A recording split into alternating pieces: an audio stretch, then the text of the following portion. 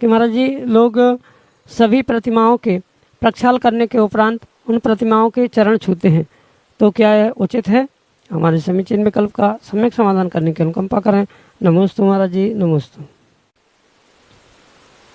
जिनेंद्र भगवान की प्रतिमाओं का चरण स्पर्श करते हुए उनकी वंदना करना, उनको नमस्कार करना, इसमें किसी भी प्रकार से कोई भी दोष नहीं है, कोई भी पाप नहीं है। और मैं तो ये कहता हूँ कि विशेष पुण्य की और विशेष वर्गणाओं की विशेष ऊर्जा की प्राप्ति के लिए श्रावकों को विवेक पूर्वक श्री जिनेंद्र भगवान के प्रतिमा के चरण स्पर्श करना, निर्ग्रंथ गुरुओं के चरण स्पर्श करना आदि पुरुषार्थ करना ही चाहिए।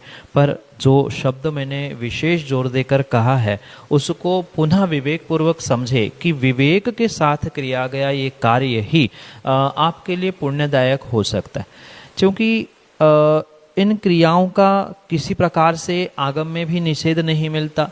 पर वर्तमान में अगर विडंबना देखी जाए तो बहुत सारे ऐसे भावुक लोग होते हैं जो एक श्री जिनेंद्र भगवान के चरण स्पर्श करने के राग में कह दो या अविवेक के कारण से कहीं ना कहीं उनका दुपट्टा श्री जिनेंद्र भगवान पर पड़ता है, कहीं धोती स्पर्श कर रही है जिनेंद्र भगवान के प्रतिमाओं को, कहीं पसीना दूसरे जिनेंद्र भगवान पर टपक रहा है किसी बड़े श्री जी के चरण स्पर्श करने में।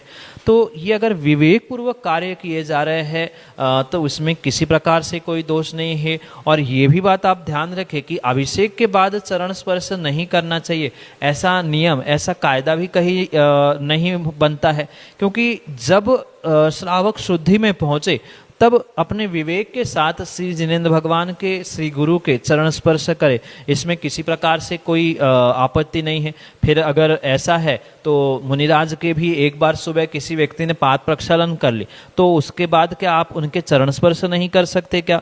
फिर जिनेंद्र भगवान के अभिषेक के बाद किसी को चरण स्पर्श करने में किस कारण से मना किया जा रहा है, ये मुझे समझ में नहीं आता।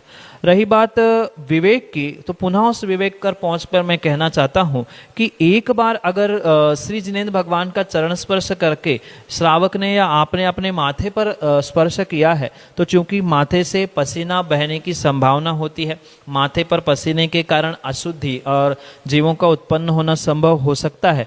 इस कारण से एक बार चरण स्पर्श करने पर अगर माथे पर हाथ लगाया है तो पुनः हाथ शुद्ध करते हुए, हाथ धोते हुए अगले जिनेंद्र भगवान का स्पर्श करना चाहिए, क्योंकि वही पसीने से भरे हुए हाथ हम दूसरे जिनेंद्र भगवान के चरणों में लगा रहे हैं। ये भी कोई बात नहीं बनती कि एक जिनेंद्र भगवान से स्पर्शित हाथ दूसरे जिनेंद्र भगवान को हम नहीं लगा सकते। एक बार सभी का स्पर्श कर ले फिर माथे पर लगा ले, या माथे पर हर बार लगाना है तो कुछ ऐसी व्यवस्था रखे कि हाथ शुद्ध हो और फिर माथे पर लगने के बाद उन जिनेंद्र भगवान से हम ऊर्जा आदि ग्रहण करते हुए पुण्यवर्धन का, पाप निर्जरा का पुरुषार्थ करे। ये ध्यान रखते हुए विवेक पूर्वक ही ये पुरुषार्थ करे। किसी भी प्रकार से अभिषेक के उपरांत हो, अभिषेक के पूर्व में हो, या सभी जिनेंद्र भगवान के दर्शन, वंदना, चरण स्पर्श करने में आगम के परिप्रेक्ष्य में कोई भी दोष नहीं है। अगर पूर्वाचार्य की बात हम समझे तो आचार्य महावीर कीर्ति स्वामी ऐसे महान तपस्वी आचार्य भगवंत हुए जो 18 भाषाओं के ज्ञानी थे, और वे जब भी वेदी पर जिनेंद्र भगवान के दर्शन करते थे तो जितनी प्रतिमाएं वेदी पर होती थी उतनी बार वे खड़े होकर पुनः बैठकर गवासन से नमोस्तु करते थे।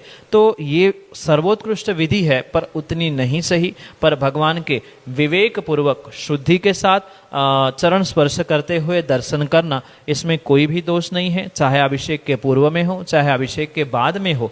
पर ये विवेक ध्यान रखे कि हमारा पसीना या हमारी कोई अशुद्ध परमाणु भगवान के प्रतिमा से स्पर्शित ना हो। हमारा वस्त्रों की शुद्धि, हमारी विवेक से मन की शुद्धि, सभी की शुद्धि के साथ ये पुरुषार्थ करें। यही आपके लिए सम्यक समाधान।